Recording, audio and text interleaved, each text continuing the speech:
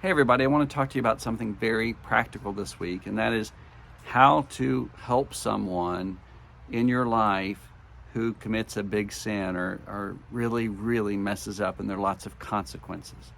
Because if it hasn't happened in your life, it will happen at some point in your life.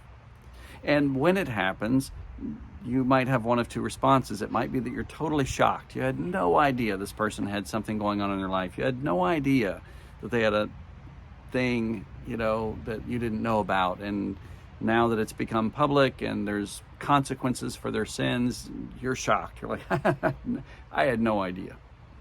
Or it could be that you're one of those people who goes, I thought I saw something in their life that was a little off. I wasn't really sure what it was. And so maybe you're not completely shocked. Maybe you even thought about approaching them at some point but didn't know what to say. And then later it comes out and you go, oh, now I know something was really off in their life. Well, a little over 5 years ago, I was the person who committed the sin that shocked people, and there were probably some who had some inklings. And as a result of that horrible decision I made, there was a lot of consequences. I hurt tons of people. There was a lot of shrapnel as a result of my choices, and I lost my job. And there were people that walked away from me, and there were people that leaned in. And I want to teach you a lesson from one particular person who leaned in. His name's Bob Russell. Bob and I became friends in 2009, have been very close since that time, and I respect him so much. He was a preacher at a church for 40 years at Southeast in Louisville. Took that church from 150 to over 18,000, and of all the people I knew I needed to talk to, Bob was the one person I avoided talking to because I respect him so much. I was so ashamed at what I'd done. But he called me about a week after everything became public, and I answered the phone, and he said, Roy, I've heard something, and I need you to tell me if it's true. I don't think he said another word. I just blurted out everything. I just told him everything that had happened and didn't hold back anything. And then I just waited for him to speak. And I'll never forget what he said. He said, Roy, I'll be honest with you, I'm disappointed. He said, I'd be lying if I didn't tell you I'm disappointed to hear this news. He said, but I'm your friend, and I want to help you. There's something so authentic in that you can use to help somebody else. If you ever run into a situation where you're shocked or surprised at what somebody's done and you have to talk with them, or you're in a conversation with them and you're trying to figure out what to say, just be honest, just like Bob. Say, hey, I'm disappointed. I'd be lying if I didn't tell you I'm disappointed in this, but I'm your friend and I'm here to help you. That word but, that contraction but, is powerful. Usually when it's said in a sentence like that, it's something like, I know you didn't mean to be speeding, but I'm going to have to give you a ticket. I know you didn't mean to leave your homework at home, but I'm going to have to give you a 0 on the assignment. It's something bad comes after that. So when Bob said, but I'm your friend and I want to help you, I've told him since then that was the greatest but of all. There's never been a better but than that. Actually, there has been. There's a much greater one, in fact. But God demonstrates his own love for us in this: while we were still sinners, Christ died for us. So I stayed on the phone with Bob for 45 minutes or so that day in 2018. We talked about everything.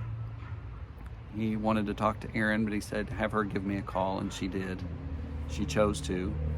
And you know what? It's a life-changing phone call, marriage-saving phone call.